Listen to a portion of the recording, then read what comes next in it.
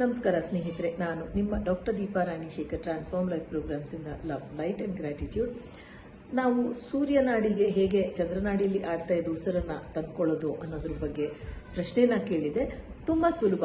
ಒಂದು ಎಡಮೂಗ ಹೊಳ್ಳೆನ ಮುಚ್ಕೊಂಡು ಬಲಮೂಗಿನ ಹೊಳ್ಳೆಯಲ್ಲಿ ಹಾಗೆ ಫೋರ್ಸ್ಫುಲ್ ಆಗಿ ಉಸಿರಾಡೋದ್ರಿಂದ ಒಂದು ನಿಮಿಷ, 1.5 ನಿಮಿಷದಲ್ಲಿ ಅದು ಚಂದ್ರನಾಡಿಯಿಂದ ಸೂರ್ಯನಾಡಿಗೆ ಶಿಫ್ಟ್ ಆಗುತ್ತೆ.